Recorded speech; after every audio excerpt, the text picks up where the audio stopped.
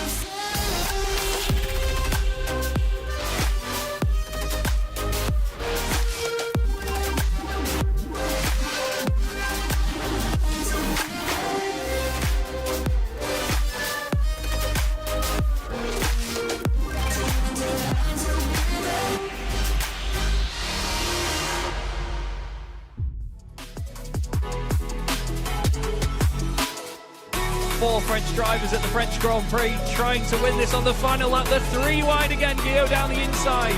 Guillaume moves across, they're both in front of Milan and Pouget. Before you know it, we find ourselves here in the very final race of the competition. And then they see truck racing and they think, this is crazy, you know, these are 5-ton machines, 1200 horsepower brake. Oh, look at that switchback. Oh, he's been moved and a terrific show off.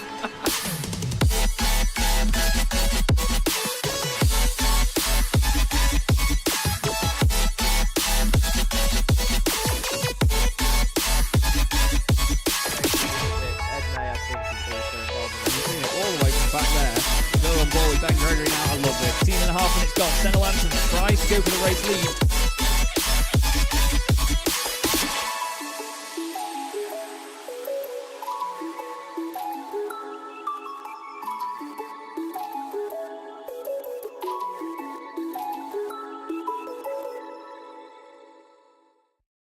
Racing isn't easy, but experiencing it is. iRacing puts you in the driver's seat with the industry's leading sim racing game. Drive on laser scan replicas of the greatest racing circuits from around the world. Go head-to-head against other drivers chosen by skill-based matchmaking to ensure competitive racing at every level. Compete across all your favorite series. In officially licensed cars, engineered to deliver the most accurate driving experience possible.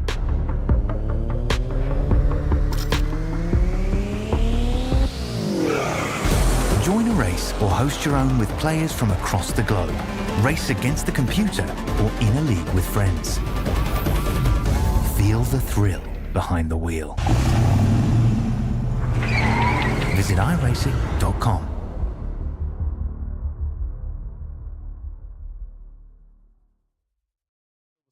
Finish. I think Dennis Melchett has done enough to win the last round of the championship and to win the title all in one fell swoop. It's a great touring car championship. Things are never chilled here.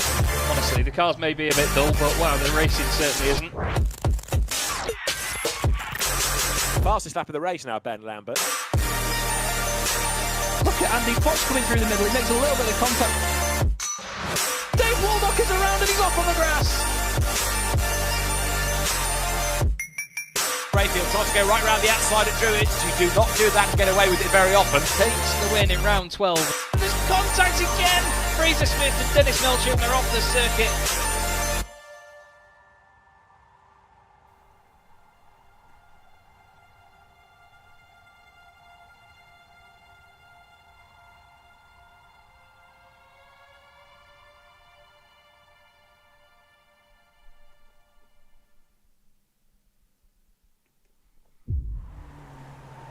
One more ride, everybody. One more ride here in the British Boring Car Championship by Abruzzi Racewear. Hello and welcome to Chaz Draycott Media, and welcome to rounds 17 and 18 of said British Boring Car Championship by Abruzzi Racewear. Also sponsored by Sim Stickers and Sim Racing Magazine as well. And with me, your host, Chaz Draycott, here on Chaz Draycott Media, of course, for the final 2 races of the season. It's been an absolute whirlwind of a season so far, and the drama was not spared at Oulton Park last time out. Big contact between some of the drivers near the front of the field cost one of our championship protagonists a lot of points. We finished the season here at Silverstone. This amazing old international circuit was used by the British Touring Car Championship for a long time, until the early 2000s, and I tell you what, it is great that it's still in iRacing. And it's great that drivers can see that it's such a challenge. It's not an easy circuit at all. It looks like a square with a bit of a kink in it, but it really is difficult, especially in front-wheel drive cars like these. We've come here 6 times now in the championship's history, twice a season, and it's wonderful to be here for this finale of the championship. We're going to be racing into the sort of late afternoon light and into the darkness here for the season finale, as they often did in the Super Touring era. It should be a lot of fun to watch. This is how the championship looks then coming into these final 2 races. We've got Henry Morse 14 points clear of Jake Cranstone at the top of the standings. They were 1 point apart, or 2 points apart, going to Oulton Park last time out. And the battle is definitely on behind as well. Kyle Ridley and Stephen King both here for this evening. I think, no, sorry, Stephen King is not here this evening. So Kyle Ridley just needs to score some decent points and make sure he opens up that gap. Patrick Dopart, 5th in the championship, will be hoping to get 21 points out of tonight, but it's a big ask, as behind him, John Bailiff and Sam Van Olst, the teammates for Team Nodaphone, are right together in the standings. We have to also look at the fact, though, that Team Netcode could potentially take the championship away from Team Jane Fonda if Henry Morse scores enough points. Henry has scored all those points for his team on his own so far this season.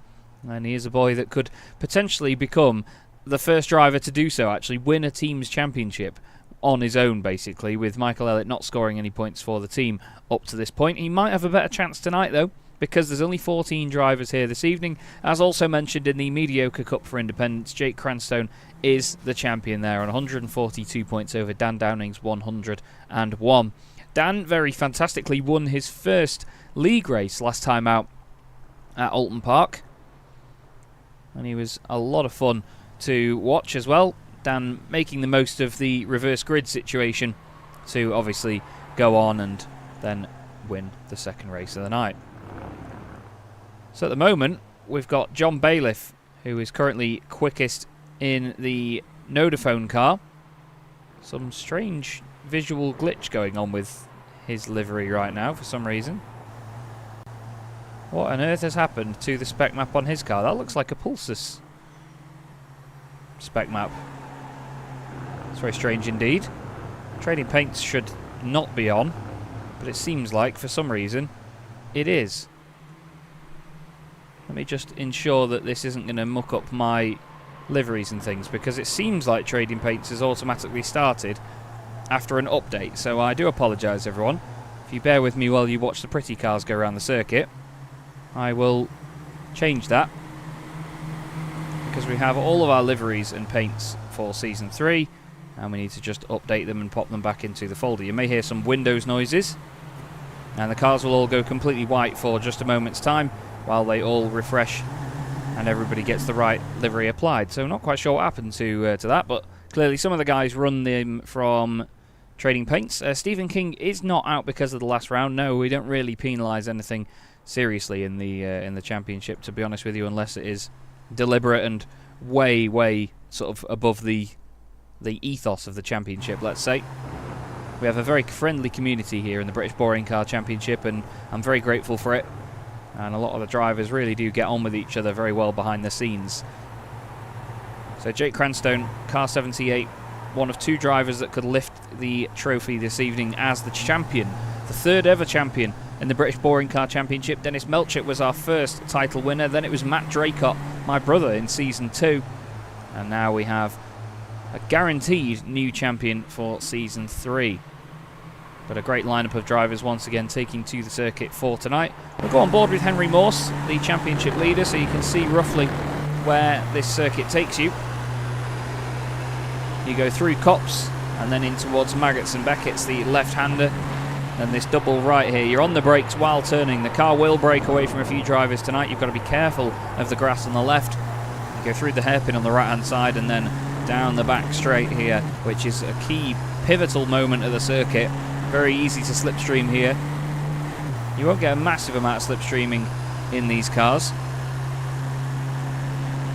But then you've got a very bumpy braking zone for the hairpin. And it's a late apex here actually as well, but the curb fades away gradually. And then you're going down towards the legendary bridge corner. This is such an awesome part of the circuit.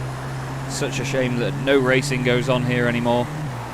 In these cars it's just as scary as well. You'll see a lot of moves down the inside into the next left-hander here as drivers throw it one way then the other.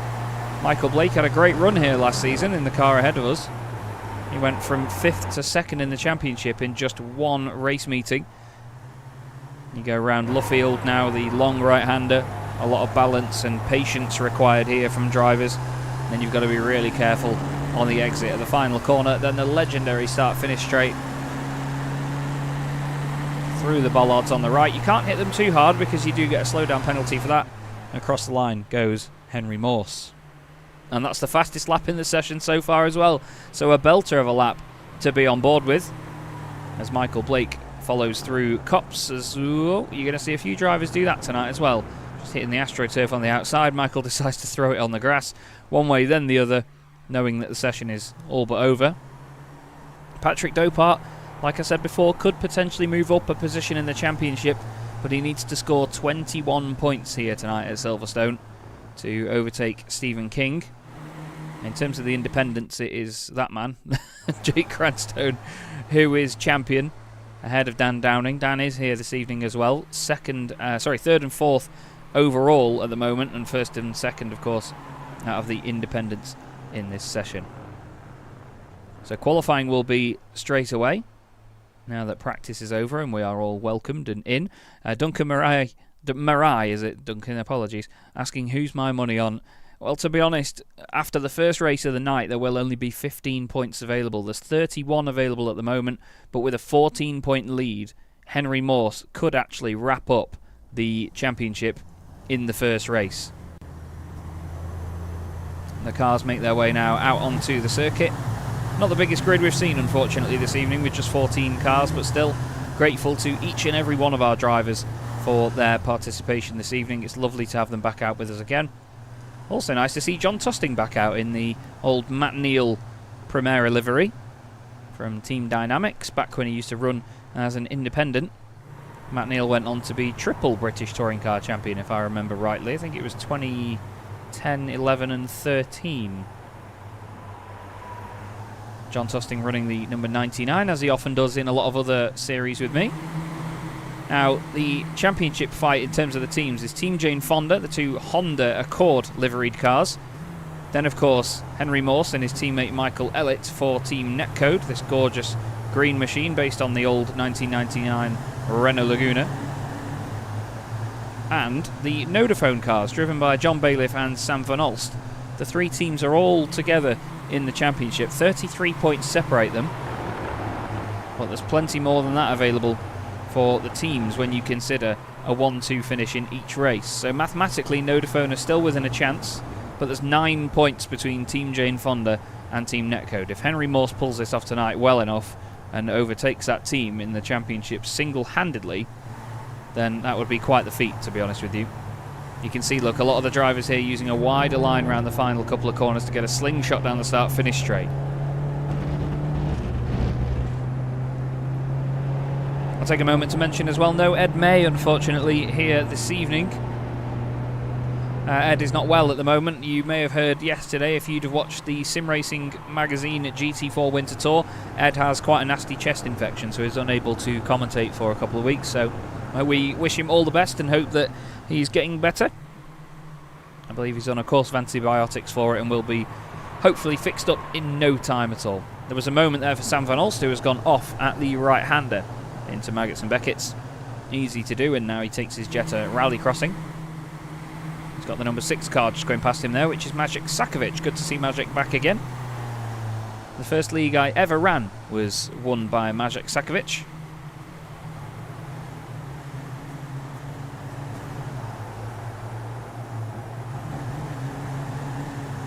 Yeah, we've got a few drivers missing this evening. Tom Minot not with us. Stephen King unable to make it as well. He's busy with work.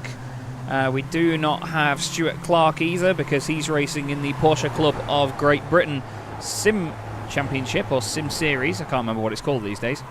Dave Waldock as well has told us that he's unfortunately not around for tonight as well. So there's a number of drivers not about. There's a couple of them unaccounted for. Not quite sure what the issue is or what it is that has stopped them from competing this evening, but we know that usually at the end of a season... Oh, Simon Price as well is unable to make it tonight as well. But we know that real life comes first. We always respect that here in the British Boring Car Championship and in all Chaz Draycott Media events. We know that at the end of the day, this is a hobby for everybody. And we want to be here to enjoy it. We don't want it to feel like work. We don't want to force ourselves to be here. So, Patrick Dopart currently fastest at the moment in the Team Bordeaux car with a 135.318. He's 20 thousandths ahead of Jake Cranstone. Then Andy Fox currently third fastest, the independent, doing really well at the moment. Then it's John Bailiff, Maciej Sakovic, Michael Elliott. Henry Morse currently 7th behind his teammate. Then Michael Blake in 8th. Kyle Ridley is 9th with his teammate Stephen Burns completing the top 10. Don't forget, only the top 10 finishers in each race score points. It's very difficult to get points here in this championship as Dan Downing goes down the inside of Andy Fox and makes contact. Dan was a lot quicker on the way into the braking zone and unfortunately just mucked that one up a little bit. Sam Van Olst and John Roberts both haven't set valid lap times yet and are now side by side down towards bridge. That's not going to work, boys. But yeah, the top 10 in the championship, or sorry, the top 10 in each race are the ones that score points. And then for the second race of the night, we have a reverse grid of 10 positions. So all the point scorers swap back around. We look here at John Roberts. John's been racing in my leagues for many a year now, and it's always good to have him on the grid. He's had a bit of a tough season, but he scored some points at least in this campaign. He was over the moon to do so. He scored a championship point back at round 12, which I believe was at Snetterton earlier in the season. Henry Morse goes fastest. That's exactly what we expected from Henry. He has not come here to muck about. He nearly didn't make it tonight, you know, because of an exam actually with school, but he's managed to sort it out and make this work around it. The top 10 cars separated by less than a second at the moment. John Bailiff on with a personal best first sector. Jake Cranstone currently third. Don't forget you get a championship point for pole position as well here in the British Boring Car Championship. So if Henry Morse can get that point, he will be 15 clear of Jake Cranstone, which is important because that's an entire race result ahead. That's an entire race victory. 15 points for a win. 12 points for second place, then 10, 8, 6, 5, 4, 3, 2, 1. So the top 5 positions all separated by 2 points. The only exception there being race victory, which is 3 points extra. And then the bottom 5 places in the top 10 all separated by just 1 point. Just trying to see if there's any other drivers that haven't scored points this season that are racing with us tonight. Michael Elliott has no overall points to his name, and he is the only one here without one. So we hope to see Michael Elliott inside the top 10. He's currently 9th fastest at the moment. Gets a bit of a kiss from Kyle Ridley, though. That's not going to help him around the final corner. I mean, it might help him, but it'll invalidate the lap time as Ridley throws the car into the pit lane at the last moment.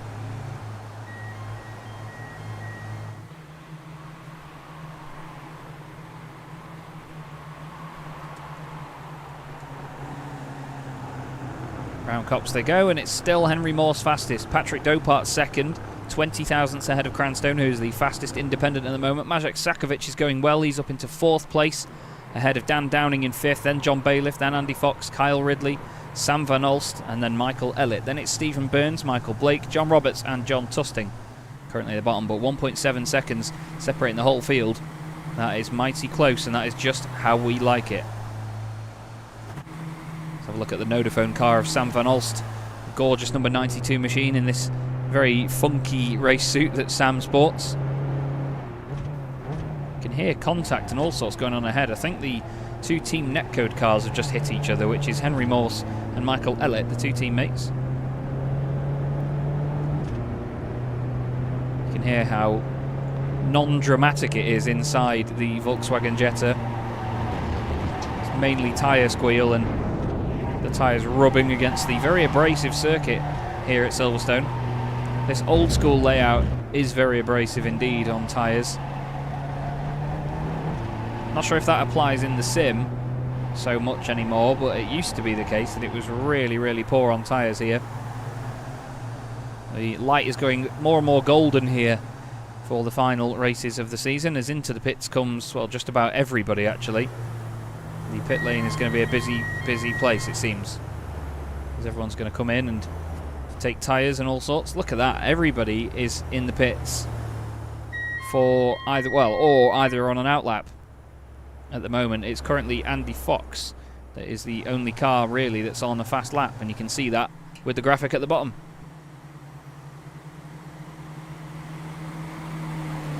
Just as a bit of disclosure as well, there may be a few more moments of silence throughout this stream where you may not hear me for a moment or so when I just have a drink or just have a moment to breathe. Commentating single-handedly is not easy at all when you have to manage the broadcast as well, and obviously try and look at the points and everything else involved.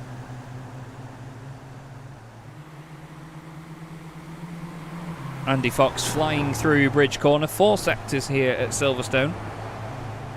Andy's got a green second sector, which is a personal best for him. That'll be purple if it's the fastest out of everybody, if you haven't seen those colours before.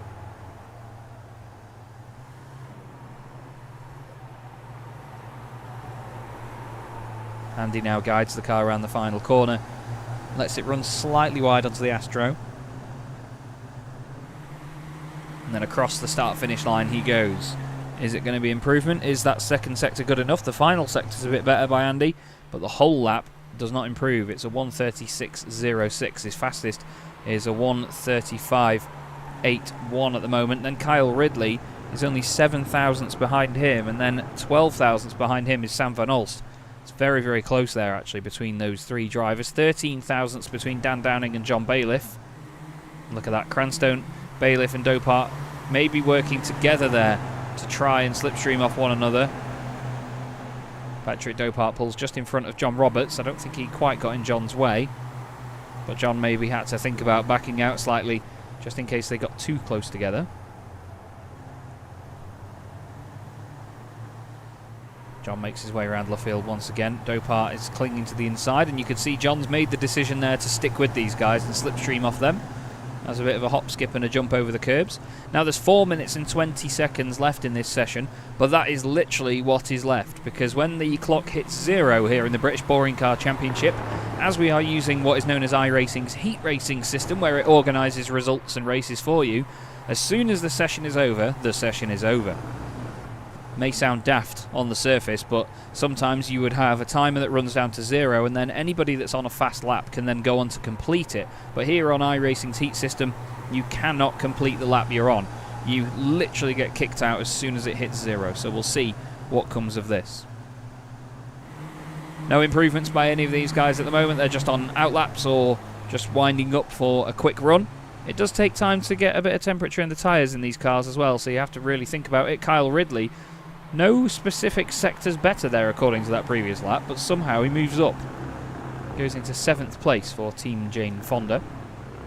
The Nodaphone cars and the Team Jane Fonda cars quite evenly spread in the pack at the moment, with John Bailiff running in 6th place ahead of Kyle Ridley. Then it's Sam Van Olst in 9th place, 2 places ahead of Stephen Burns. So at the moment, Nodaphone would score more points, but they need to score 33 more than Jane Fonda to take the team's championship. Like I say, it's Henry Morse that is the one that could potentially topple them as team's champions, despite scoring all the points up to this point on his own. Jake Cranstone improves in 2 sectors, and he's going around the final couple of corners now. Michael Blake just ahead of him as well could also improve on his time. He's crossed the line and goes 7th. Michael Blake goes up to 7th fastest. Great stuff for the Might Just Fit driver. What does Jake Cranstone do? Hoping to take the title today. He goes fastest. Look at that. A 1/10 of a second up on Henry Morse. John Bailiff goes up to 4th fastest as well. So those guys working nicely together to improve on their times. John Roberts also improves and goes 12th quickest ahead of Stephen Burns. Stephen, usually a front runner inside the top 10, has dropped down quite significantly into 13th place. Maybe just not able to get a clean lap together. Drivers will still be alright for one more lap now. Have to wait and see who else is next. Look at that, Henry Morse goes straight back up to 2nd place. Well, he improves, sorry. Kyle Ridley is the one that goes up to 5th fastest. Stephen Burns goes 11th with that previous time. So plenty of moving around here in this qualifying session. The top 3 separated, well, top 4 actually separated by less than a quarter of a second. But it's currently Jake Cranstone, the independent champion, that is hoping to really take the fight to Henry Morse. The two of them have had a very respectful battle all season long. Unfortunately, it was an incident out of Cranstone and Downing's control at Oulton Park. Stephen King, unfortunately, just got into the ABS as he was going into the hairpin and went straight on into the 2 independent machines based on the Arena International Renaults. Does Michael Blake improve? Van Olst does. Sam Van Olst moves up into 8th place in the Nodaphone car. We'll go back to Henry Morse and see what he can do. John Roberts, that's surely an improvement from him. No. 2 sectors he improved in, but not enough. Dan Downing improves on his time, but doesn't go any higher in terms of positions. And Henry Morse, I think, has just invalidated that lap time, has he? It means it won't count anymore if he's got an incident point there. And he's clinging the inside line still. No improvements by any of these guys by the look of it, though. No green sectors at the bottom of our screen for now, as into the pits goes Kyle Ridley. Henry Morse still goes for the line, just in case he can get a demon run. I don't think that's going to be enough, though, is it? No, 135.833 for him. And that is his session done. He knows that as well. Andy Fox next up. Big drift through the final corner, and Maciej Sakovic, being the next car to the line, is not going to get there in time. So Jake Cranstone scores a point for qualifying on pole position. He's done, well, in the first sort of 10-15 minutes, he's done everything he can do at the moment anyway to take any points he can away from Henry. So that brings the championship gap down to 13 points now. Kyle Ridley and Stephen King still only 1 point apart for 3rd and 4th. Jake Cranstone and Henry Morse, the 2 title protagonists, fill the front row. Cranstone ahead of Morse. Then it's Patrick Dopart in 3rd place with John Bailiff alongside him. Kyle Ridley is alongside Maciej Sakovic on row 3. Then we have the next independent, Dan Downing, in 7th, ahead of Sam Van Olst in 8th. Following them is Michael Blake in 9th position. Andy Fox rounds out the top 10. Then we have Stephen Burns in 11th, ahead of Michael Ellett, hoping to score his first points of the season this evening, with John Roberts in 13th place, and 14th at the back row of the grid is John Tusting, part of the Only John's lineup, as they call themselves. So you can hear the iRacing Porsche pace car buzzing away at the end of the pit lane. There it is. It's basically a GT3 Touring spec Porsche 991. Gorgeous thing. There is Jake Cranstone on pole position. The camera's here, not fantastic at Silverstone it seems. I did make this custom one, but obviously in the wrong place for the grid start. But it's those 2 drivers on the front row that'll be the ones to really keep an eye on here. Interesting curved grid as well, so some of the guys on the inside line might have a slight advantage. Listen to the beautiful car. It's like a pneumatic drill. We wait now for Maciej Sakovic and Dan Downing, who will pop up on our screens here. Dan Downing will pop up on the right, and Maciej Sakovic on the left. There's Dan Downing. We wait for the Might Just Fit entry of Maciej Sakovic, Polish driver. Second of 2 Polish drivers in the field with Patrick Dopart, who will start 3rd on the grid, his almost customary 3rd position now. It looks like Maciej might not take the start here. He did have a connection problem earlier, and Maciej will not line up on the grid, so Sakovic may have to start from the pits. But round 17, the penultimate round of the British Boring Car Championship from Silverstone, is underway, and it's wheel spinner plenty for Kyle Ridley, but a great launch off the line all the same. Cranstone and Morse, pretty much a dead heat between the 2 of them as they head down towards Copse for the first time. Then 20 minutes on the clock. Cranstone clear enough to move in front. Decisive stuff then as he goes ahead. Dan Downing in the middle of the field. Didn't gain anything from the initial start. Bailiff's run a little bit wide though, and Ridley now goes onto his right-hand side. That's going to give him the run down the inside into Maggots and Beckett's. You've got to be so careful to avoid contact here, especially on the first lap when the car isn't at its best. Is everyone behaving themselves? It certainly looks like it at the moment. Nice and tidy for everyone else. Magic Sakovic has got going. He's just got to try and catch up with the rest of the pack now. It's John Tusting at the back of it with the best view in the house. 14 cars on the circuit this evening for the British Boring Car Championship. Like I said, significantly lower than what we've had before, but still very, very grateful to have all these drivers out here racing. These two are fighting for the title, and to be honest, Henry Morse can just sit there and be right behind Jake all night, and that'll get him the title.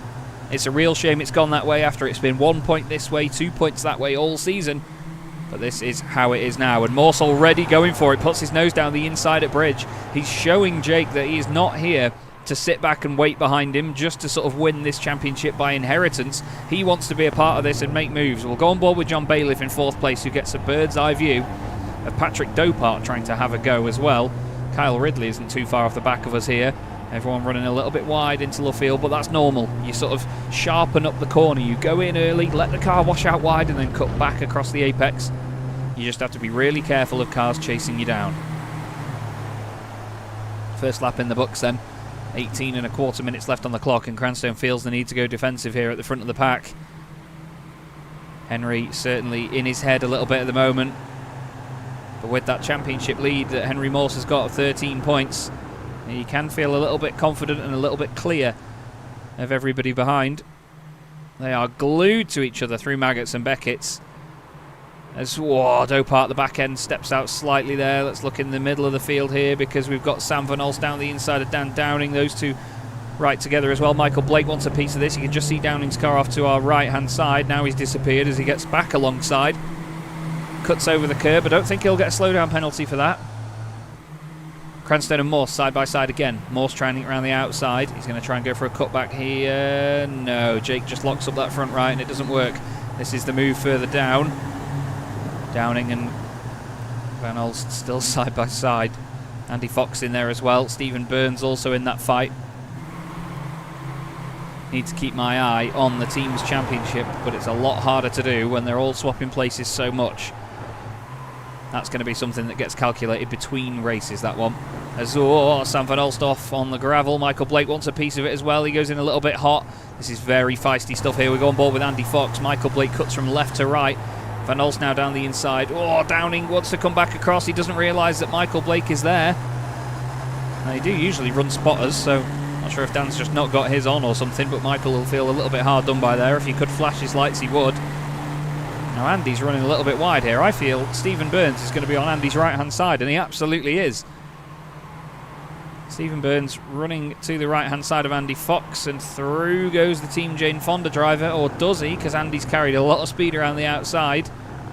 Morse still not ahead of Cranstone for the lead, although he puts his nose down the inside.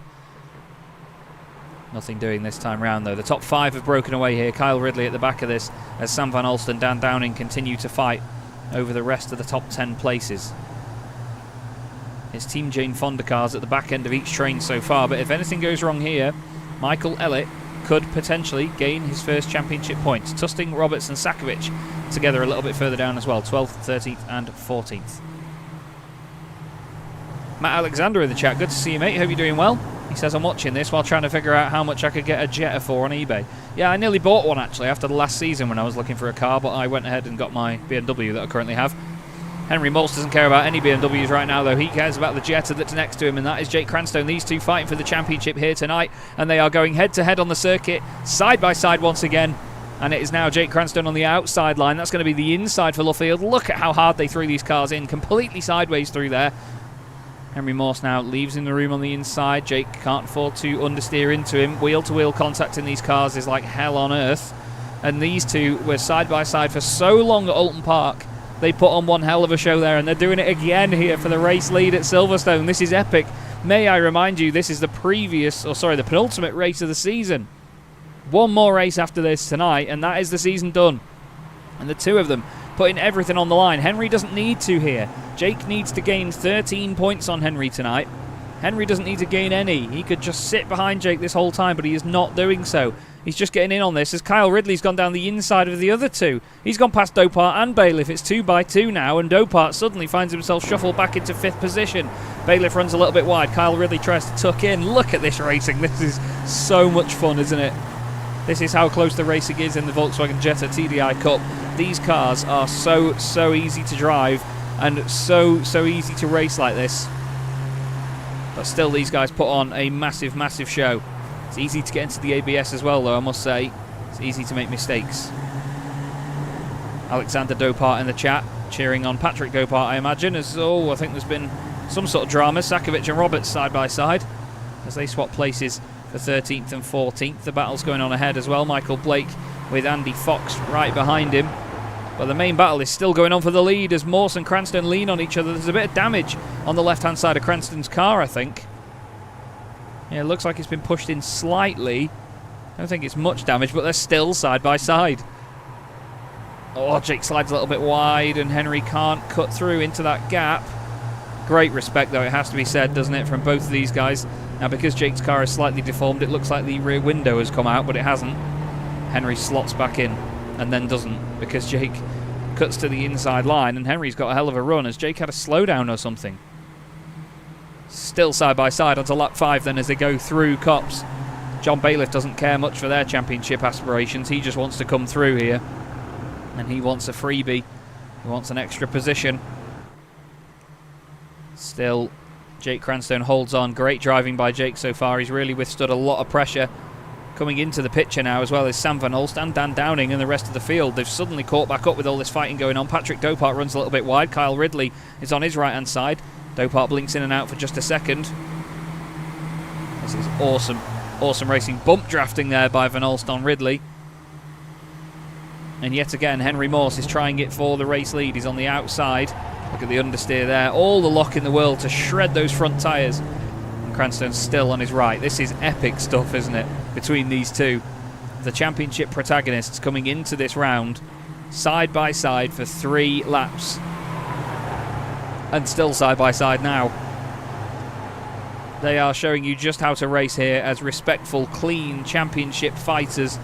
And I think Henry Morse's persistence might get him the position, but every lap he's just getting a little bit closer to getting rid of the overlap. And Jake is running a little bit wide. They lean on each other slightly. There's a big battle behind as well as Dopart now has Van Olst on his inside. Oh, I tell you what, Henry Morse nearly lost a place there to John Bailiff, actually. John has got a solid run on the guys in front of him. This is the bird's eye view from Bailiff, the Bailiff eye view. Through Coppice again. Carrying a lot of speed through there, 140 kilometres an hour at least. Oh, Henry gives Jake a bit of a push. It's easy to pick up incident points in these cars, and you've got to be very careful because we only run a 15-point incident limit before you get a drive-through penalty in this championship. If you get 20, then you get disqualified on the spot. Big send by Andy Fox down the inside of Patrick Dopart. Dopart started 3rd on the grid, and again, he has been freight-trained. He's been put offline by one manoeuvre, and since then, he's just started to drop back, unfortunately. He's lost Dan Downing ahead of him as well. Stephen Burns involved in this. Michael Ellett still waiting to try and pick up a championship point if it all goes wrong. Where's his teammate? There he is, hidden behind the silver and black machine of Jake Cranstone. Oh, there's been big drama. Dan Downing dropping down the order and then back up again. Dan had a blink in and out, and Sam Van Olst has lost a bunch of places. Let's see what happened. Van Olst into the hairpin. Oh, Dan's just late on the brakes. Oh, whoa, and there's some weird connection issue there. I think Dan's actually slowed down and given him the place back, or has Dan disappeared? Nope, he's just jumping in and out. He's having a big connection issue there, is Dan. He's still just in front of this battle. But you can see him blinking in and out. That's a big shame, that. Hopefully the damage not so bad that Van Olst needs to come into the pits. I think because it sort of disconnected Dan at the time, I think Van Olst got away with that one lightly there, but that's not going to help Nodaphone in the team's championship. They were both running really well. And Michael Blake has disappeared, actually. His internet has died. He said there's a storm where he is. So he has dropped out. hopefully we'll see him back for the next race if the power comes back on. As Michael Elliott, whoa, hello sunshine, bounces back onto the racing surface. Very elegant. That's what jetters do in the wild. They frolic and jump with glee, rather than having their heads kicked in by this rabble. Henry Morse and Jake Cranstone again side by side. Henry a bit of a puff of smoke from the tyres as he goes through the hairpin. John Bailiff is playing this one very cute right now, isn't he? He's not mucking about and ruining these guys' race. He's not affecting their championship. This is what happened to Michael Elliott. So he went through Maggots and Beckett's. Oh, there's a weird little bit of netcode there actually, and it sort of pushed the two cars off the road. You could see that Van Olst went a little bit wide, and then suddenly Michael Elliott hopped off the circuit. Kyle Ridley back in the picture as well. Kyle's internet previously was pretty bad at Oulton Park, but he's managed to get back involved here with what looks like a smooth connection for now. Touch wood, 8 3/4 minutes left to go in round 17 of the British Boring Car Championship. We still have Jake Cranstone leading the way. He's won the Mediocre Cup for Independence. Can he win the overall title? He needs a bit of a miracle here. He needs Henry Morse to go away, for lack of a better phrase. But the American is doing everything right at the moment.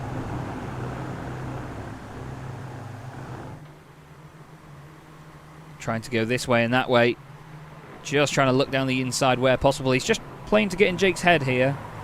We saw him do this at Oulton Park. He's very good at the mental aspect of this racing, is Henry Morse. He can get into his opponent's head very quickly. Epic racing though. Great defending from Jake Cranstone, and of course great attacking from Henry Morse, but really respectful stuff. You know, he's not just mindlessly sending it down the inside. He's trying to make really calculated, well figured out and set up moves here. And Jake is wise enough to not fall for it, basically. They keep swapping around on the timing screen as Henry just gets his nose in front, but it's always as he gets to a corner where he's then on the outside line. He's going to be on the inside now to the next left-hander. They trail break their way around there. Jake holds on the outside line. He's giving enough room for Henry to be there. And again, that's the respectful side of it. They're not understeering into each other. They're not squeezing each other to apexes. John Bailiff, well, he doesn't care who's squeezing who to an apex because he wants a bit of this as well now. I said before he was maybe holding off to not go for a fight. Oh, goodness me, Henry really playing with fire there, squeezing in like that. Because if Henry crashes out of this race and Jake Cranstone takes points, Henry will be 3 points behind in the standings, so he can't really risk losing out here. He may as well let Bailiff go and just sit in third. Kyle Ridley there using a wider line through Copse to get a fantastic run. He did this a lap or so ago. Has to back out of it this time. John Bailiff is in there now. He's got his nose down the inside of Henry Morse. The tables have turned. Oh, you can see Kyle's car trying to get away from him there. Bailiff down the inside, hits Cranstone. John Bailiff just as exuberant as Stephen King was last time round. A little bit overconfident on the brakes, but nothing too untoward there. But he's actually lost a lot of ground here now because Kyle Ridley's come through on his left-hand side. Jake Cranstone actually has a moment to breathe, and Henry Morse suddenly is the one having to defend. Onto the brakes they go, and John Bailiff has gone in well too deep. Hits Henry Morse, and now Kyle Ridley goes through. Or does he? Kyle's used a big wide run on the exit of the corner, but Bailiff down the inside makes contact with the championship leader and puts him back into third place. Morse having to brake there to not get into the back of him. Dan Downing has had more dramas, I think. He's been off the road, and I think because of his connection, blinking in and out even further. Stephen Burns wouldn't have seen him there, to be honest. He did disappear for a moment. Hopefully, whatever the issue is, gets naturally resolved for Dan Downing, because that is not good with all the blinking. Begs the question whether he can see other cars as well, because sometimes you can have it disconnect in both directions where the other cars blink as well as yourself. But on to lap 10, it's Jake Cranstone leading the way, hoping for championship glory tonight, then John Bailiff, and then Henry Morse behind. Henry trying to put the pressure back onto John now to regain that place. He won't be too happy with being pushed out of second position. Kyle Ridley also involved in that. Dopart is just ahead of Stephen Burns and Sam Van Olst. This is one 12-wheeled Jetta. Dopart's had a big bit of contact somewhere as well. I think it was him involved with Dan Downing, who's just run a little bit wide. Michael Elliott is on for a championship point as well if he finishes where he is. John Roberts wants another one to double his tally. But right now, it's still Jake Cranstone leading the way. He's done everything right so far.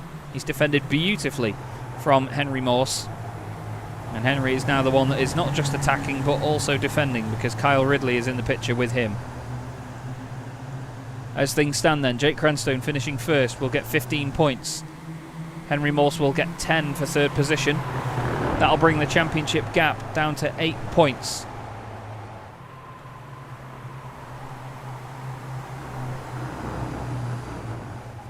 John Bailiff holding on well in second place at the moment for 12 points. That would move him to 9 points behind Patrick Dopart. I'll have to figure out the team's championship a little bit after this, I think. Although actually no, Team Jane Fonda at the moment are 4th and 7th, which gives them 12 points. Team Netcode, Henry Morse and Michael Elliott are currently in 3rd and 10th, which gives them 11 points. And then Nodaphone have a car in 2nd place, 12 points, and then 3 points for Sam van Alst. 27 points left in the final round of the season would mean Nodaphone go out of any chance of the team's championship, and Netcode would need a miracle. They would need to beat Team Jane Fonda by 10 points. Not mathematically confirmed yet though, and neither is the race winner here, because all of a sudden Jake Cranstone is now under pressure from John Bailiff. Bailiff was fantastic in the Chaz Draycott Media European Touring Car Championship as well many moons ago. That was at the end of 2021, that championship. There's contact and contact and contact on the exit. I think Bailiff maybe hit the back of Cranstone for a sec there. Morse now having to back out of that. There's more drama here as Van Alst is all over the back of Stephen Burns. Elliott still holding on ahead of Roberts. Oh, that's close, boys. 2 minutes and 40 left on the clock. We should probably get 2 laps left at this point. Bailiff still in front of Henry Morse, but Jake Cranstone will be grateful for this because it'll give him a tidy run to the flag. Jake so far this season has won 4 races. He won the very first 2. Only Henry Morse has more race wins this season with 5. Kyle Ridley has 2 wins. Tim Rutten even has a win. Dan Downing won the most recent race in the championship, and John Bailiff also a race winner. So all 4 guys in this race here have won races before and hope to do so again. It seems like Dan Downing's problem is still persisting and the car is blinking in and out. Sam van Alst and Stephen Burns side by side round Copse as well. But we officially have 2 laps to go here at Silverstone in the first race of the night in the British Boring Car Championship. John Roberts has got ahead of Michael Elliott, and I fear that that may have been a bit of a pointless one because Dan Downing, Dan is off the road. Not sure what's caused that. Whether he's realised that he had the drama, or is he going to clip the Astro? No. Some sort of hardware failure for him? Nope, he's decided to just pull over. Dan Downing goes off the road and is at the side of the road. Not sure if that was a disconnect or what. Normally you'd disappear straight away, but Dan is not in the Discord chat where all the drivers are. They very often communicate with each other. He's still there by the wall, which is a shame.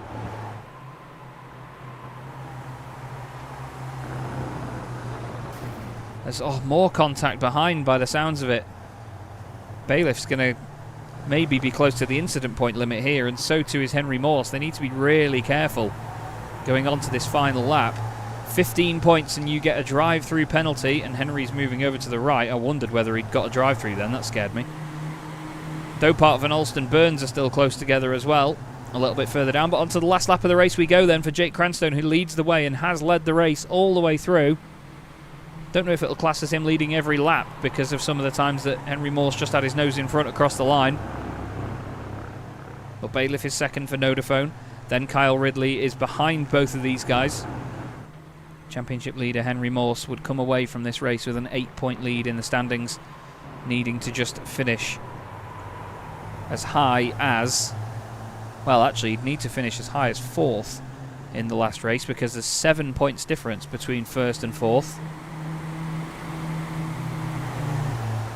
So if Jake wins the second race, Henry needs to be 4th or better. He could really do with Kyle Ridley not putting him under pressure here. John Bailiff maybe wants to try and take the win off Jake Cranstone as well, and that would really help because that would give 3 points more in the favour of Henry Morse when it comes to the fight. Sam van Olst all over the back of Patrick Dopart as well, the Polish driver, but with just a few corners left, this lead quartet is glued together again. It's Jake Cranstone rounding the final couple of corners. He's not won a race in quite a while, but he's been right up there in every race that he's been involved in, as he always is, very consistent. And round the final couple of corners, this is going to feel like a good one for Jake. He has worked mighty hard for that one. Cranstone rounds the final corner and wins round 17 of the British Boring Car Championship here at Silverstone, ahead of John Bailiff and Henry Morse and Kyle Ridley. Great entertainment by them. Andy Fox second in the independents, 5th overall. And then Patrick Dopart just finishing ahead of Sam van Olst, Stephen Burns, John Roberts and Michael Ellett get championship points. Ellett has done it. His first championship point in the British Boring Car Championship this season. Sakovic just about misses out after a great recovery drive from the back of the grid after starting in the pit lane, actually. And John Tusting, after an earlier drama, has dropped way down, unfortunately. But what a great, great victory that is for Jake Cranstone. That is an important one for him. He's going to feel that one. The championship gap is now just 8 points. So, for Jake to win the championship, he needs to finish first with Henry Morse in 5th. That would seal him the title. If Jake finishes in second, Henry just needs to finish as high as 6th.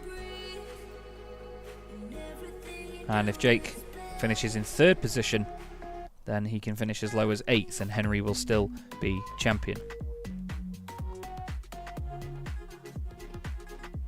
It's a shame to hear about Dan Downing's internet as well. Sorry to see that, mate. It's a horrible little thing sometimes, is the world of connections. There is the race result for round 17 of the British Boring Car Championship. Jake Cranstone wins 0.3 of a second clear of John Bailiff, with Henry Morse in 3rd. Kyle Ridley finishes in 4th, another strong result for the Australian, with Andy Fox 2nd in the independents and 5th overall. I think that might be Andy's highest result so far this season. 8 points. No, he's actually scored a 4th place finish already this season. Patrick Dopart finishes in 6th ahead of Sam van Olst in 7th, with Stephen Burns in 8th. Then it was John Roberts and Michael Ellett picking up points inside the top 10. Maciej Sakovic was classified 11th ahead of John Tusting, while 2 laps down was Dan Downing and Michael Blake disconnected earlier on in the race. So, it's the time of night now where we just wait and see whether anybody actually bothers to come out of the pit lane again. But the circuit will stay quiet for a few minutes here. And what I'm going to do, because I'm single-handedly doing this one, I hope you'll forgive me, everybody, but I'm just going to take a quick break here on Chaz Draycott Media. I'm going to stick the cameras to auto, and I will see you in a few minutes' time. I'll be right back for the final race in the 2023 British Boring Car Championship Season 3 by Abruzzi Racewear. Thanks also, by the way, to Sim Racing Magazine and Sim Stickers, our other sponsors. I'll see you in a few.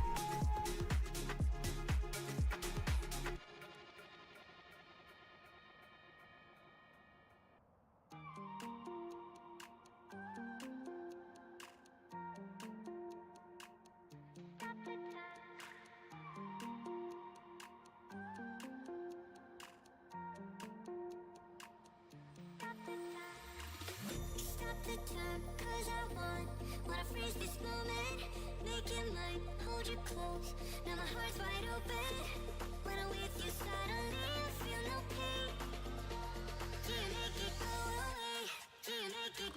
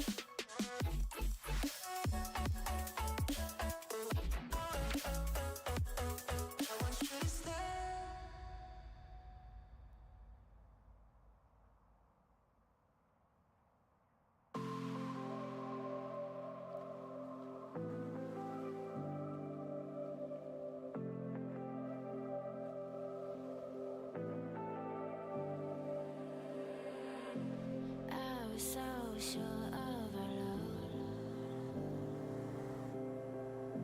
I never thought of any reason, a doubt about us. And now I'm right back at the start.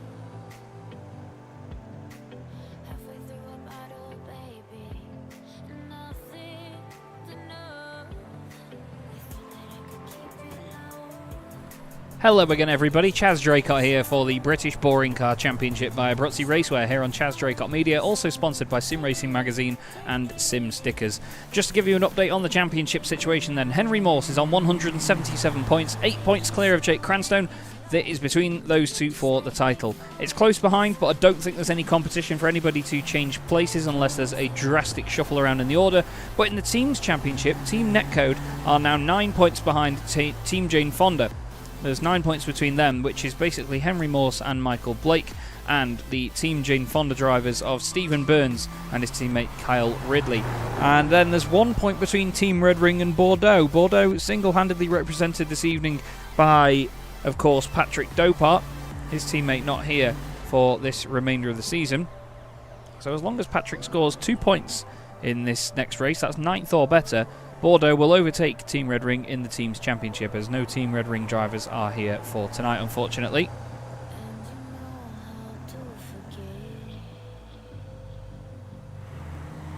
So there's plenty still to fight for, but of course the main event is going to be the top of the championship, which is going to be between Henry Morse and Jake Cranstone. The two of them right together with 8 points separating them. And that could change in the last race of the season. We'll have to wait and see. But they both need to keep their heads in the game. Jake has more reason to push. Henry could literally just sit and be a good boy. Although, he does need to finish 4th. If Jake takes the race lead, he's going to start from 10th on the grid, by the way. If Jake wins this race, I can't get my words out. Jake wins, Henry needs to be 4th. Simple as that. So 4th place would guarantee Henry Morse the title, no matter what Jake can do here. And in terms of the other way around, well, there's not really a lot that Henry Morse can't get right here. He'd either need to be 4th, and then 6th, and then 8th, based on 1st, 2nd, and 3rd for Jake. So let's see, shall we? Let's see. Music will fade out, and we will get ready for the final round of Season 3 of the British Boring Car Championship. I can't believe we are already at this point. It's been a great, great season so far, and it's been very exciting to be a part of it and have these guys back on our screens once again. Michael Elliott will start on pole position for the first time this season with John Roberts alongside him. Then it's Stephen Burns and Sam Van Elst on row 2. Patrick Dopart and Andy Fox make up row 3. Next up, we have Kyle Ridley and Henry Morse hoping to take that championship. He just needs to gain 4 places in this race, and that will be him confirmed. John Bailiff is next up in 9th, ahead of Jake Cranstone in 10th, Maciej Sakovic 11th, and John Tusting in 12th. with Dan Downing starting 13th. Michael Blake, I don't think, making it to the start of this race. And that is all but confirmed as the lights come on. And the final round, round 18 of the British Boring Car Championship by Abruzzi Racewear in 2023 is go. And Patrick Dopart gets a great initial launch. Henry Morse moves to the middle of the circuit. His teammate Michael Elliott leads away from the very front though and moves over to cover off from John Roberts. Let's see how everybody does through the first corner for the first time. Cranstone tries to go around the outside of John Bailiff. We'll watch this from Jake's point of view so you get an idea of how it's all going. Henry Morse there trying on Andy Fox, but Jake is now the car behind him, or is he? Because there's still a car to his right-hand side. He's sideways into Maggots and Beckett's, tries to turn in, but there's no gap there. Dopart's sideways, and Dopart is off the road. He's going to lose a couple of places because of that. Like I say, he only needs to score 2 points here to move his team up in the Teams Championship. It's Michael Elliott and John Roberts for the lead, though, side by side down towards the hairpin for the first time. There's a lot of shuffling and moving going on as it goes 2 by 2 now. 4 different teams into the first couple of positions. Roberts down the inside. There's a bit of drama there. I think Morse was involved in that. Dopart and Cranstone's been held up big time. Bailiff involved as well. I think Dopart got a bit of a shoulder barge off somebody. Maybe Henry Morse going down the inside and Dopart not wanting anything to do with it. He's now got Jake Cranstone on his right. That's very close through there as John Bailiff now moves to defend. He goes quickly to the left on the inside line. There's big tyre smoke in front of just about everyone there. Jake is having to work overtime here. There's a sideways car at the front. That's John Roberts. He's going to lose places to Michael Elliott. Stephen Burns has taken the lead of this race for Team Jane Fonda. Then there's Nodaphone. Jake Cranstone side by side with John Bailiff. Big hit in the side. Hopefully that contact hasn't completely broken the car for Jake, but it seems like it's not driving in a straight line. It would be horrible for something like that to sort out his title. Well, John Bailiff made contact with Henry Morse earlier on. Now he's made contact with the other championship protagonist. That's not going to go down well at all. Jake takes a nice early turn in there to get the run. Tries to smooth out the corner and get back ahead of John Bailiff. Dopart's gone wide. Henry Morse is up to 5th place already. So in terms of the championship, he's doing everything he needs to do. He's still in front of Jake Cranstone as well. That's the important bit as Jake flies up the inside of Bailiff this time. Big send from Jake. He knows he needs to get on with this. He cannot linger. He cannot hang around and wait for this to come to him. He needs to get the moves done. Side by side with Bailiff while Roberts and Fox are side by side in front of them. This is great excitement once again from the British Boring Car Championship by Abruzzi Racewear. So we once again go side by side into the hairpin. Cranstone down the inside. Roberts is going to cut across Bailiff. Oh, 3 into 1 doesn't go. There's contact with Cranstone.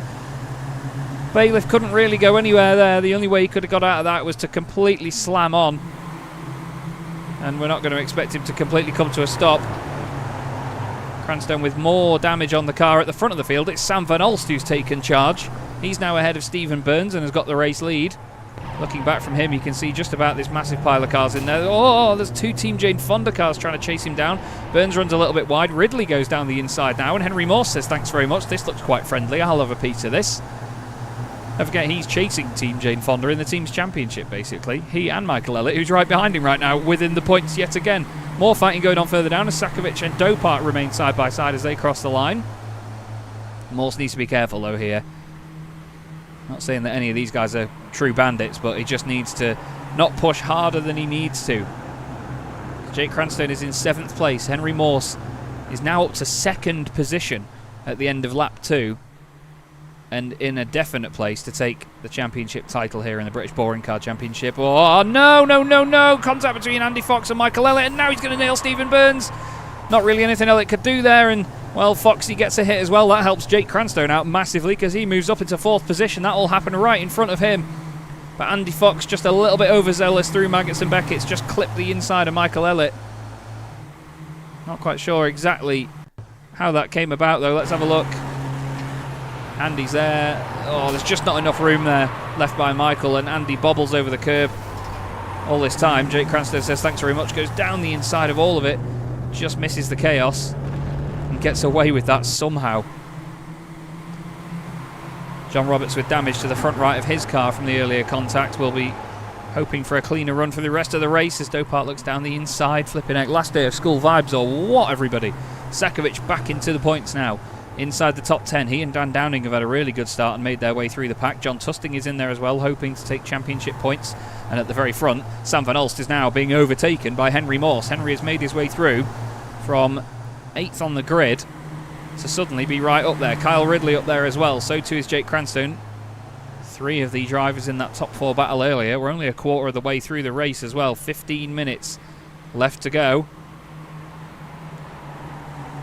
And Henry Morse takes the race lead here at Silverstone in round 18 of the British Boring Car Championship. That is exactly what he wants to see. Henry Morse leads the way, and he's on for maximum points here of 15 if it finishes this way. Jake Cranstone in 4th place would only score 8, and that would mean that Henry wins the title, of course, by 15 points. Looking at the team's standings at the moment, it's only Kyle Ridley that's on for points for Team Jane Fonda, whereas Team Netcode, well, they're on for 15, and that is it as well. That would be 4 points between them in the championship. That would be a hell of an achievement by Henry Morse, wouldn't it? In terms of Nodaphone, they've got cars in 2nd and now in 7th, which would mean 16 points. They'd still be 22 off. As John Bailiff, well, he was in 7th. Bailiff now drops down more positions. What on earth happened there to John Bailiff? John Roberts has been involved in a drama as well. This is John Bailiff. Is Downing a little bit too hot? No, Bailiff is too hot. And oh, he's nailed John Roberts. Well, there's a couple of times tonight where Bailiff has gone in a little bit hot, and he's not highlighted himself with much grace there, unfortunately. But it happens in these cars. It's so easy to do it. It's not particularly the drivers making a silly mistake, but you get into the ABS in these cars and it just does not slow down at all. If it's slightly out of sync or slightly sideways on the brakes, it's like you get some weird stability control thing kick in and the car just goes completely straight on. Andy Fox here with multiple cars just behind. Dan Downing, Maciej Sakovic and John Tusting. Andy runs wide through turn 1. I wonder whether he's got damage from the earlier incident. Downing goes through on what has been a great recovery drive. His internet has seemed fine since the earlier encounter in round 17.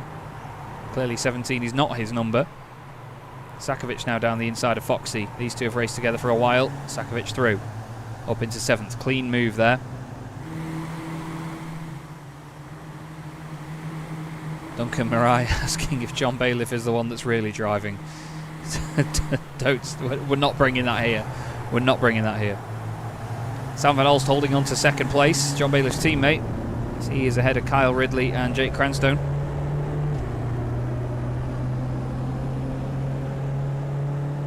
Just behind them, though, Jake is, well, he's doing what he can do at this point. And at the moment, it's not enough because Henry Morse, while he leads the race, has now got a bit of a gap. We've, funnily enough, got the same 4 cars, effectively, inside the top 4. It's just that John Bailiff was the Nodaphone car before and not Sam van Olst, who has now got Kyle Ridley with him. Patrick Dopart will be happy for a bit of clear air in his race right now.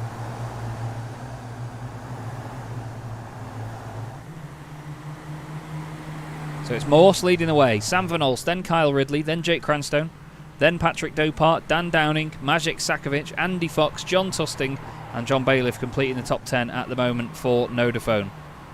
A little bit spread out at this moment in time, though, the field. I'll show you the positions of all the cars at the moment. I mean, if that's spread out, then you know how close this championship normally is.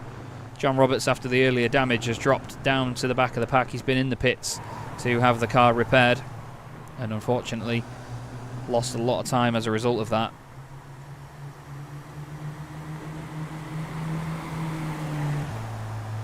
But yet again, it's Henry Morse delivering the goods so far. He's got 5 race wins in the championship so far, 3 second places and a podium. Funnily enough, that's almost identical to Jake, actually. Jake's got 5 wins, 4 second places and a 3rd, whereas Henry's actually got a 3rd instead of a 2nd.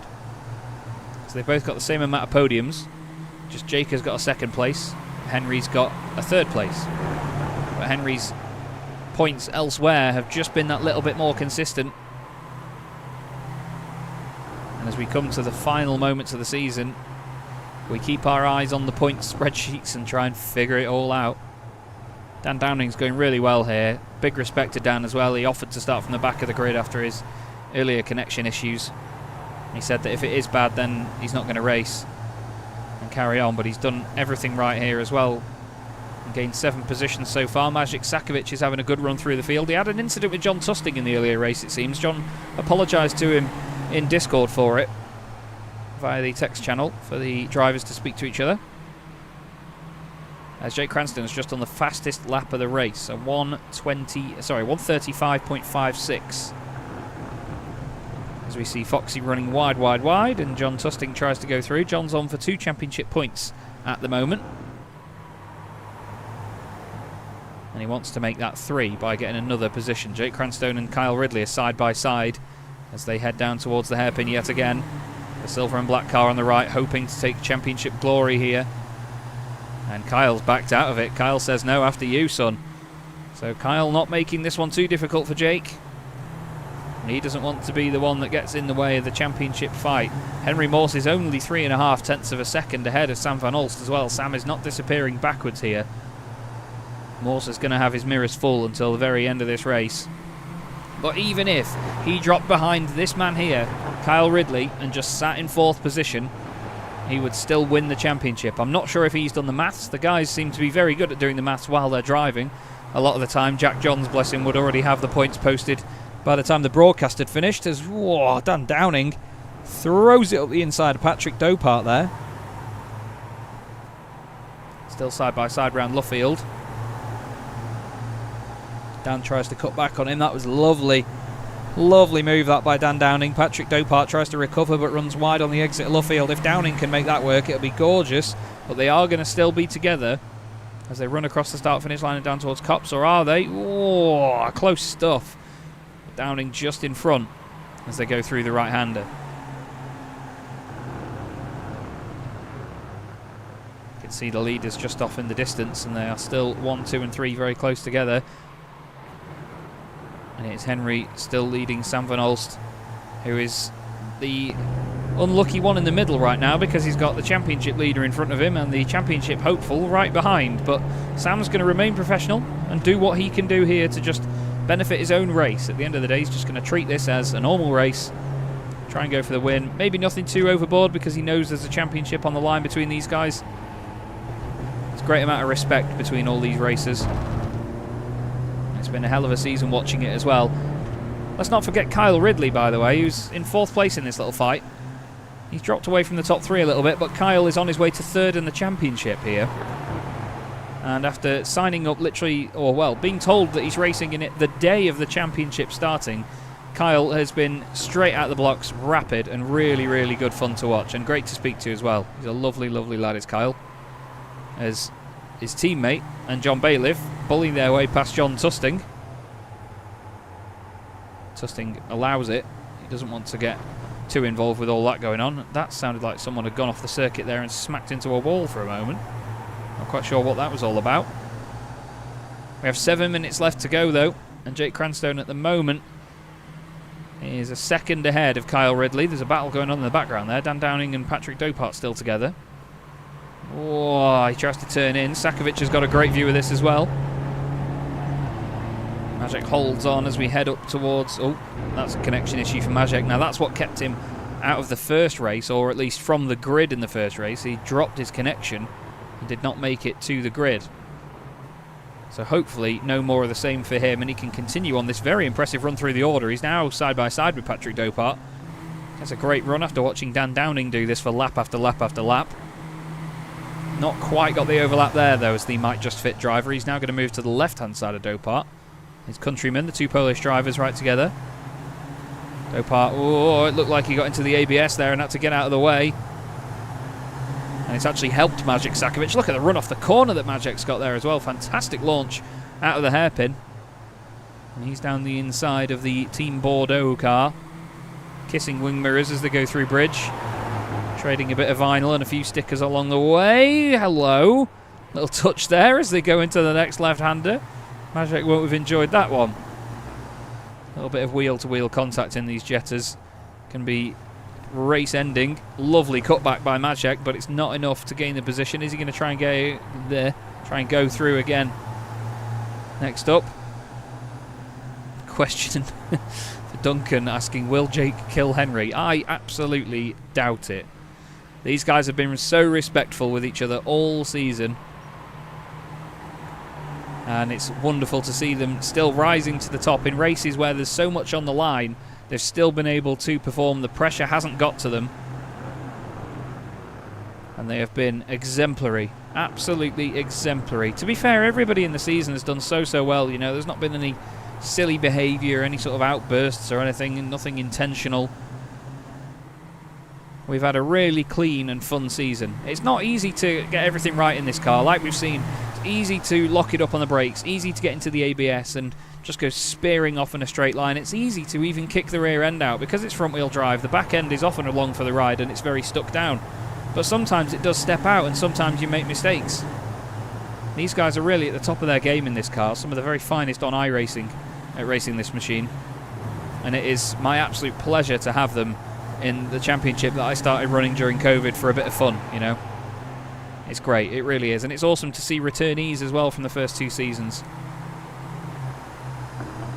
But I mean, it's safe to say, with no disrespect to said returnees, the bar has been raised by this fantastic influx of drivers from the Racing Line Jetta Cup. The top 6 places at the moment occupied by them. And only 2 cars in the top 10 have raced in the British Touring Car Championship before this season. It has gone through a hell of a transformation in Season 3 here in 2023. But it has been a good one. And it has certainly strengthened the entire bond between everybody. And of course, this lovable car. This absolute oaf of a car. Which didn't really receive the love from iRacing it should have. For as long as it should have. It may be a bit of a meme. But I tell you, this car is a lovable meme indeed. We look here at Sam Van Olst still trying to hold on ahead, of Jake Cranstone. Goes a little bit deep. Jake's pressure finally wears through the rear window. And Van Olst crumbles, well, slightly. He's on the inside line still here, actually. Jake's going to have the inside line at the hairpin, but that's by no means the move done. Because around the outside, if you can carry the pace, you can get a decent run. Van Olst goes really late on the brakes, knowing he's going to be on the wider line. Does he get the slingshot? No, Jake does. Fantastic run that by Jake Cranstone. Awesome move. Van Olst went a little bit deep, which made life slightly easier, but Jake has certainly nailed that here. My only concern is for Jake is that if he finishes second behind Henry Morse here, or even goes on to beat him in these last few minutes, he's going to be wondering what might have been if it hadn't have been for that incident at Oulton Park last week. Because he would be very close on points. Great battle again, though, between these guys. Awesome respect. Cranstone still side by side with Van Olst, who eventually concedes and cuts underneath. Tries to get a cut back. We're on board with Kyle Ridley, the Australian. And Henry Morse will start the penultimate lap of the race here at Silverstone as the race leader. It's just going to have a look at the most race wins in a season in the all-time records of the British Touring Car Championship, as Cranstone now has to defend from Sam Van Olst.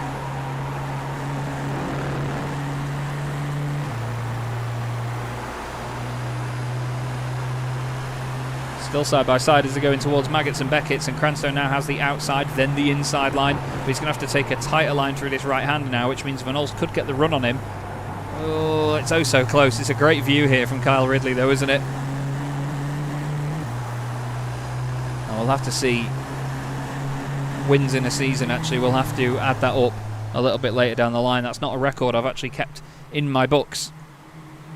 But it's now Van Olst holding on. He's stopping Jake Cranstone here from taking a title.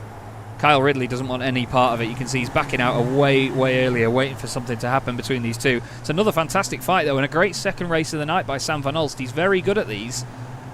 In these reverse grid races, he's a solid point scorer. In fact, yeah, he's had a first, a third, and a second in the second race of the night. 3 weeks on the trot as well. But we've got just a minute left here, and this driver for Team Netcode leads the way at the moment. Henry Morse on his way to the title with just 1 lap to go here at Silverstone. It's not quite got as dark as we thought it was going to, but the sun is definitely setting here in Northamptonshire in 2008. But right now, Jake has driven like a warrior this evening. The reverse grid certainly put him on the back foot, as it will do. Winning the first race came at a cost, and that put him behind Henry Morse, and all he could do was watch Henry drive away in front in this second race It'll be a great reward for Henry to win the championship with a race victory as well to complete it. It's always a strange feeling if you win a championship by finishing somewhere like 8th or 9th. But it's nice to see that it's gone down to a fair fight right at the end of the season as well. The previous season was down to a no-show in the final round, really, with, funnily enough, another Jake, actually, Jake Robertson, fighting against Matt Draycott for Season 2's crown. But even still, you had to consider the rest of the season as well. And it was by no means not a deserved title for Draycott. So here's Cranstone then, trying once more to get another cutback on Sam van Olst. Gets a really good run out of the corner, down towards Bridge. Ridley's just going to watch and learn now. See whether Cranstone just gives it one last send. He's got nothing to lose now. He may as well go for it around the outside. Watch, he'll move over to the left-hand side. Try and go down the inside of Van Olst. Sam knows that he's going to go for that, just like I did. And now he tries to get another cutback. Doesn't work this time round, but we're going to have to move forward, everybody. I want you to put your hands together in chat, wherever you may be around the world, whether it's in America, Australia, over here in Europe. Put your hands together for Henry Morse, your 2023 and Season 3 British Boring Car Champion. Henry Morse takes the title for Team Netcode with a win at the last round of the season and a thrilling conclusion with Jake Cranstone taking 3rd place. Sam van Olst in 2nd, Kyle Ridley gets 3rd place in the championship standings, and Team Jane Fonda should be, let me do the points, should be teams champions for 2023. Kyle Ridley and Stephen Burns 4th and 9th in that race, which gives them 8 and 2 points, 10 points. Yes, that is confirmed. Team Jane Fonda, Kyle Ridley and Stephen Burns, teams champions of the British Boring Car Championship in Season 3. Very well done, gentlemen. Very, very well done. But your champion, everybody, outright, is Henry Morse. And like I say, he does it with a race victory at the end as well. The American driver doing all the business here with 5 race wins so far this season. I say so far as if we've got more to go. That's actually his 6th race win this season. And how's this for a record as well? 3 race wins in the last 5 races of the championship. He knew exactly when to do it. He won the 3rd round of the season. Then he won rounds 9 and rounds 11, and then he won round 14, 15 and 18. Right then, I'm off. I'm going to go and order a pizza. Hope you all enjoyed the show. I'll see you in Season 4. No, I'm joking. The drivers now make their way back round into the pit lane, and Henry will, I'm sure, be given many messages of congratulations in the Discord server. There is your final race result of the season in the British Boring Car Championship. Henry Morse wins by just under 4 seconds from Sam van Olst, with Jake Cranstone right behind him. Well done to Jake. A great drive right to the end as well. A real warrior, like I say. Kyle Ridley was next up in 4th with Dan Downing behind, and then Patrick Dopart finishing in 6th. Let's just quickly cut back to the circuit, because the guys are doing some donuts on the start-finish straight. Sam van Olst, Jake Cranstone, Dan Downing doing her smoky red arrows. Oh God, fly past in the pit lane. And there's the team's champions, everybody. Kyle Ridley and Stephen Burns. Would you look at that? Fantastic. The wheels never look like they're spinning on the Jetta, which is a massive shame. But we have some very deserving champions. And such healthy competition all season as well. Henry might do a bit of a lap of honour here as well, as he completes his campaign. Let's go back to the race results though while that goes on. Dan Downing finished in 5th place behind Kyle Ridley, with Patrick Dopart 6th. Magic Sakovic gets some points after a solid recovery from him. Andy Fox, another solid finish in the Independence Championship, with Stephen Burns 9th and John Bailiff in 10th. We then have John Tusting 11th ahead of Michael Ellett, John Roberts 13th, and Michael Blake unfortunately did not take the start. So we'll go back in time then, and we'll put it all in slow-mo and see who we have got ready for an interview. And, well, I'm delighted to say that, first off, we are going to have... well, actually, we'll have the entire championship top 3 with us. Why don't we start and do this in reverse order, with no disrespect meant whatsoever, to Kyle Ridley, who joins me in the box. Kyle, well done, mate. 3rd in the championship here. You must be over the moon with that after another pretty solid evening. Yeah, good morning, Chaz. Pretty happy. When I saw the news that Stephen King wasn't going to join tonight, I was like, yes, easy P3. Just had to secure the teams. So that was the focus of today. And Security did as well, so teams champions here in the British Boring Car Championship. Again, is that something you expected when you signed up to the championship? Because you never really know what you're going to get team-wise here, do you? That's part of the fun. Well, no. As I said earlier in the season, as soon as I saw that Stephen Burns was my teammate, I was like, oh, we've got a good chance here. You know, he's one of my teammates in another league, so I was like, I know he's good. I know I'm good. Yeah. So we did it. I think we did it by 2 to 3 points from Team Netcode. I've got 4. I've got 4 at my end. 4. Yeah, either way, it was tight throughout the whole season. It's ironic because the person that we were fighting most scored 99.3% of the team's points. Yeah. So it was certainly a funny championship in terms of teams-wise, but happy to secure it. It's something. You know, P3 is good as an individual, but as a team, definitely caps it off. Well, that's it. And, you know, you mentioned that it's fun, and that's exactly what it's all about in the British Boring Car Championship. You know, throwing people maybe in teams that they might not have come up with beforehand. And occasionally we do get drivers that are teammates in other leagues and actually away from this sort of series. But what's been your overall sort of takeaway from the British Boring Car Championship on your first appearance? I've really enjoyed about like the 20-car fields, you know. I mean, realistically, it was more like a 12-car field because some guys had a little less pace, but the smaller field really lended itself to better racing. There's some other leagues where there's too many cars. Yeah. Also, you went out on track, which was very nice. We'll not bring that here, please. No. That's nothing as such. I'm pretty amicable about all that crap. But no, it was just a good season. There was a few mistakes from a few drivers. The lack of penalties could be improved, but I think for the most part, it all worked really well, and I enjoyed myself.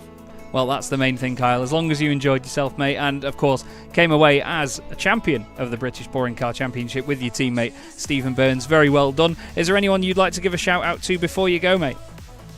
Yeah, I want to thank 22 of the 24 drivers out on track throughout the whole season. Again, it's been good. It's been good fun. I want to thank Peter McRoberts for nurturing young talent, and I want to thank yourself for the broadcasting and anyone else you've had in the booth throughout the whole season. Thank you. Thank you very much, Kyle. Always a pleasure, and go and enjoy your day because it's morning where you are, so I'll leave you to it. Have a good one. Thanks, bye. Yeah, not that I need to tell Kyle that it's morning there. That sounded a bit silly, didn't it? Anyway, what we'll do is very quickly move on, and we will bring in the man that finished third in that race at the end there, and after a very tough fight, takes second place in the championship. Jake, commiserations on not taking the win, but you certainly fought hard towards the end there, mate. You must be pretty proud of yourself still. Yeah, honestly, that was some of the best racing throughout this season that I've ever had on iRacing. Some of my favourite moments. I can only thank the drivers and you for putting on this series. It was fantastic. Well, that's it. I'm really glad you've enjoyed it, mate. Like I say, sometimes the results are they come second to the enjoyment and the fantastic racing that, you know, not just the series, but this car provides. You know, I was saying earlier, it's not the easiest car to drive, really, because of the little mistakes you can make with it, but it does lend itself to good close racing if it wasn't for the cars sort of pinging off each other with contact, doesn't it? Yeah.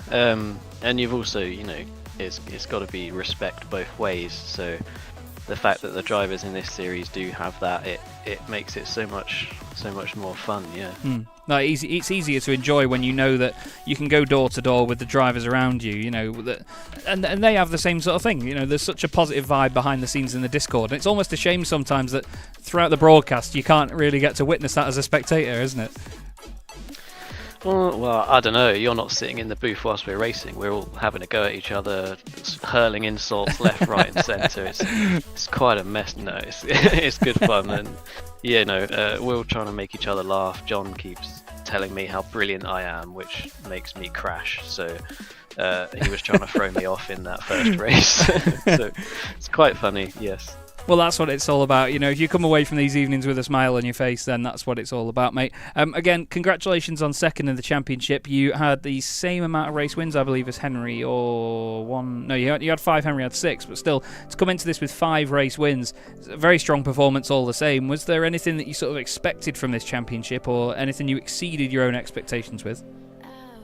I don't know. I think it was just, you know, racing some different tracks, different people, different setup, and just seeing how it went. I didn't expect it to be as sweaty as it was towards the end of the season. But you know, that's what happens when you're racing for a championship. It doesn't matter what the championship is, you want to win it. Yeah, absolutely.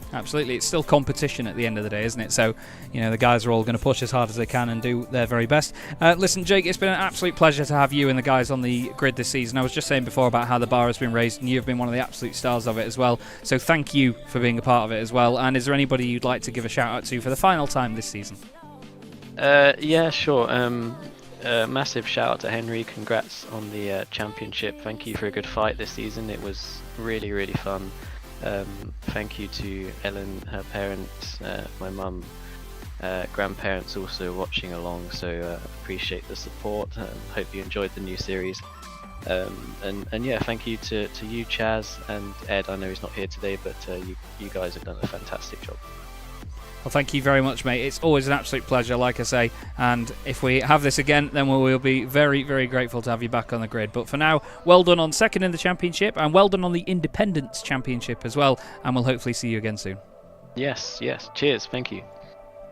Lovely stuff. Jake Cranstone there, runner-up in the championship, and of course the champion in the Mediocre Cup for Independence. Why don't we move on to the man that won that final race of the season and gave himself that perfect cherry on top of the cake? Henry Morse, you are the British Boring Car Champion for Season 3. How do you feel, mate? You must be over the moon, especially winning the season with a victory at the end.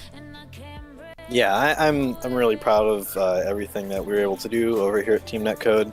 And yeah, put together an awesome season, able to put ourselves in the right positions to take the long end of the stick whenever it broke. And yeah, it was awesome to actually put it all together. It takes a lot of patience, and it takes a lot of luck, and obviously a sprinkle of skill here and there to pick up all the pieces and put together a championship winning season. So I'm over the moon. And I mean, it wasn't exactly an easy final evening for you either. That first race really had me on the edge of my seat. I was biting my nails all the way through. But then the second race, it all sorts of came together in one go, and you managed to get the win. Talk us through how this evening in particular went. Yeah, in the first race, I knew because of the points cushion I had going in that I could afford to get beat by a couple of spots, which is why I tried my best to make it happen on Jake. Okay. Accepting the risk that I could lose 1 or 2 spots because I knew I could afford that, and I wanted a shot at the win. And it didn't happen, and I lost a spot, and that was fine. I knew I'd be starting, further up in the second race. And then it's just this track, it gives you the opportunity to bottle it completely in the second, third, and fourth corner complex. So. If you miss your marker just there ever so slightly, you can be in the grass and be dead last. So, I had to approach, although I did have a approach of trying to make moves wherever I could. That was, I had to be mindful here and there of where to avoid bottling the whole thing. So, yeah, that was that. And then second race, just put my car in the right spots. Things went right, and made my way up front pretty quickly. And, yeah, I controlled it from there. Sam did a great job keeping pace. Yeah, it was all in all a really fun and smooth evening for me.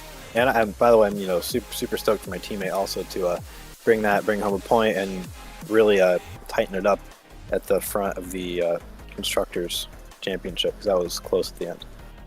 Absolutely, yeah, that's the thing. It's well, I don't even know what else to say really, but the fact that you were so close in the team's championship was another testament to how well your season's gone. But still, the respect between all the guys out there has been pretty amazing all season from the outside of it. How's it felt as a driver knowing you can go so close to these guys on the circuit and still come out of corners with all your panels in a straight line?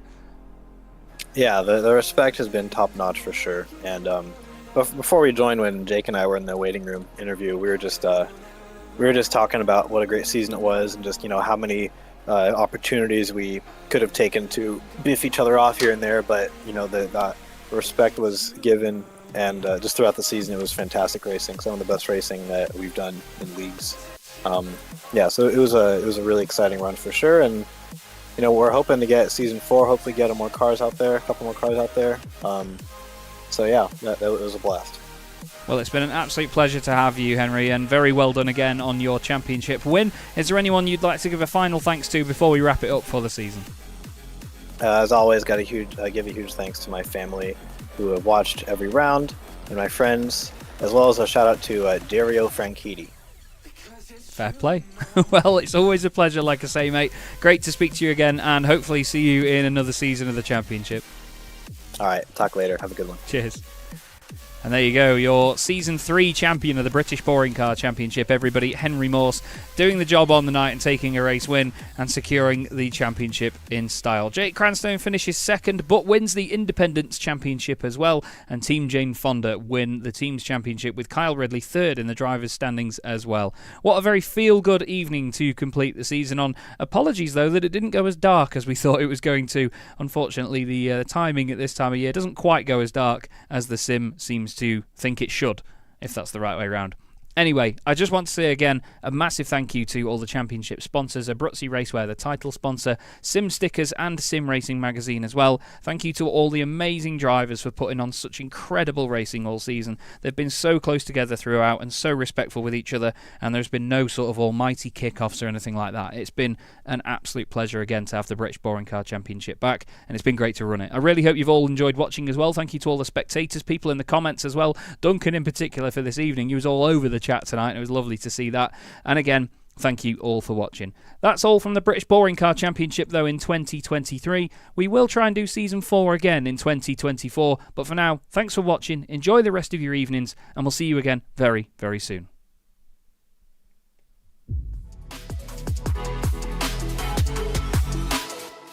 Four French drivers at the French Grand Prix trying to win this on the final lap. The three wide again, Guillaume down the inside. Guillaume moves across, they're both in front of Milan and Pouget. Before you know it, we find ourselves here in the very final race of the competition. And then they see truck racing and they think, this is crazy, you know, these are 5-ton machines, 1200 horsepower brake. Oh, look at that switchback. Oh, you've been moved and it's ripped to show off.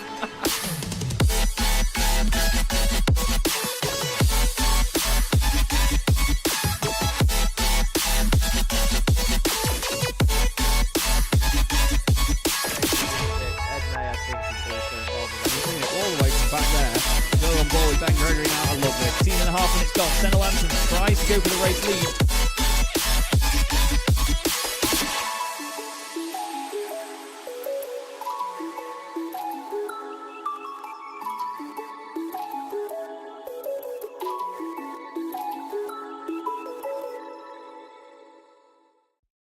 Racing isn't easy, but experiencing it is. iRacing puts you in the driver's seat with the industry's leading sim racing game. Drive on laser scan replicas of the greatest racing circuits from around the world. Go head-to-head against other drivers chosen by skill-based matchmaking to ensure competitive racing at every level. Compete across all your favorite series. In officially licensed cars, engineered to deliver the most accurate driving experience possible.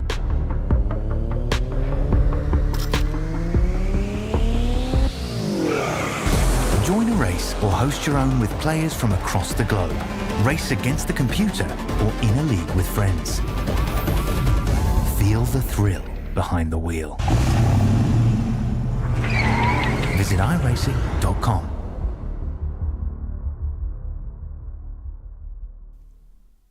And for one more time this season, why don't we bring out the most hype trailer that I've ever made, shall we? Enjoy the final Boring Cars trailer of the season, everybody, and I'll hopefully see you again in Season 4. Have a good night. I think Dennis Melchett has done enough to win the last round of the championship and to win the title all in one fell swoop. British Boring Car Championship, things are never chilled here. Honestly, the cars may be a bit dull, but wow, the racing certainly isn't. Fastest lap of the race now, Ben Lambert. Look at Andy Fox coming through the middle. It makes a little bit of contact. Dave Waldock is around and he's off on the grass. Brayfield tries to go right round the outside at Druids. You do not do that and get away with it very often. Takes the win in round 12. There's contact again. Fraser Smith and Dennis Melchett are off the circuit.